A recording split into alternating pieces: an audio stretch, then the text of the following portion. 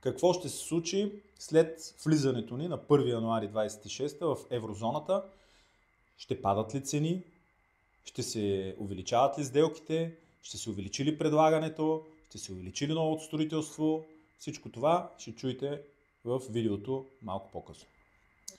Една тема, по която много се коментира в последните месеци, много приятели, много колеги, много клиенти искат да знаят в повече. Това е еврозоната и какво ще се случи с пазара на основно жилищни имоти след 1 януари 2026 година. Аз съм Добромир Ганев, Comforty Forus Brokers и сега ще дам нашето виждане за ситуацията, както я виждаме след 1 януари. Дами и господа, има основно 7-8 фактора, които влияят на пазара в последните 2 години. Тези фактори не виждаме по какъв начин ще се променят след 1 януари 2026 година, когато България ще стане част от еврозоната. И тези фактори, те са значими за пазара и са няколко, както казахме. Основно катализатора на пазарите последните години са ниските лихви, добрите оферти на банките, които вероятно няма да се променят след 1 януари 26 и ако има някаква промяна, тя ще бъде с 0,2-3%, 4% казват банкерите и макроекономистите, поради високата ликвидност, поради резервите, които ще се влеят около 15 милиарда в техните портфейли. Ръста на брутните възнаграждения. Това е нещо, което много пряко влияе на пазара на недвижима собственост. Мога да ви кажа, че това, което виждаме с нашия екип е, че пропорционално на покачването на брутните възнаграждения в страната, в отделните градове, се покачват и цените през годините. Това сме го забелязали. Моделите го показват. Последните от 2019 година до сега средно се покачват брутните възнаграждения в основните 4-5 града между 85 и 105%. Виждате за какви ръстове става дума. Подобни са ръстовете и в покачването на цените на жилищата. Така че другия важен фактор, който не можем да не отчетем и който вероятно ще продължи да влияе на пазара след 1 януари, това е малкото предлагане. Вторичното предлагане намалява в последните, може би, година и половина. За съжаление, в последните 6-8 месеца от началото на годината намаляват и новите единици ново строителство, които са започнати. Спада във Варна достига 53%, в София 35%.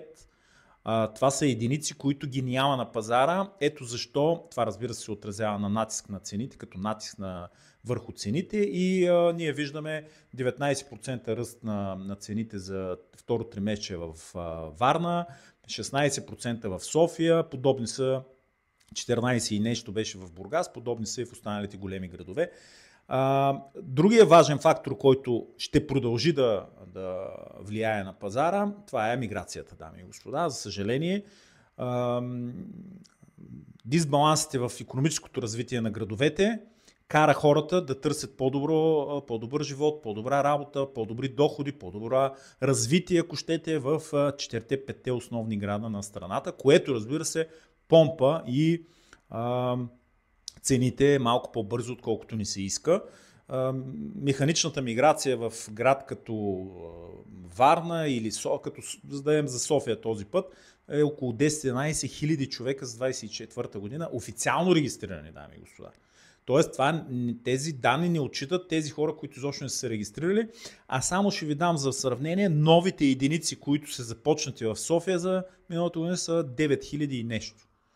Ако само тези две цифри сравним, виждате, че предлагането, за съжаление, е фактор, който не влияе добре на цените или по-скоро ги покачва за последната година и половина. И последният фактор, който трябва да споменем, може би предпоследния, е ръста на спестяванията. Хората в България вече достигнаха на спестяването на семейства, достигнаха на домакинства 100 милиарда. Нещо, което със сигурност индиректно влияе и на пазара на жилища. Някаква част от тия средства в някакъв момент вероятно се вливат. Единственият нелогичен, нерационален фактор, който влияеше до този момент и който аз лично считам, че няма да съществува след 1 януари по обективни причини, е очакването. Очакването, че ще влизаме в еврозоната. Това очакване влияе на пазара вече 2-3 години и това очакване как влияе? Кара в аванс част от потребителите, които са планирали покупка в някакъв период от време, в момента да избързат и да я направят в аванс няколко месеца или една година по-рано. Това нещо, разбира се, ще се отрази като отлив, малък отлив от обичайни обеми покупко-продажби на пазарите в големите градове. И аз считам, че може би това ще бъде в някаква степен причината да видим първите няколко месеца на годината, на 26-та, спадове, малки спадове от обема от вписани актове в отделните градове и най-вече там, където говорим за жилищни имоти. Но това ще бъде краткосрочна тенденция. Може би това ще се отрази и на ръстовете на цените. Спад не виждаме категорично. По никакъв начин може би ще се отрази на спад на ръстовете, т.е. от 15, 16, 18, 20 до 5, 7, 8, 10, 11, 12% ръстове.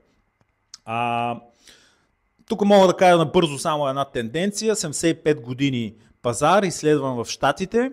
За 75 години имаме подобни ръстове на цените на жилищата с ръстовете на възнагражденията в Щатите. И това, което също може да кажем е, че има за този период 5 или 6 години, в които има спадове на цените.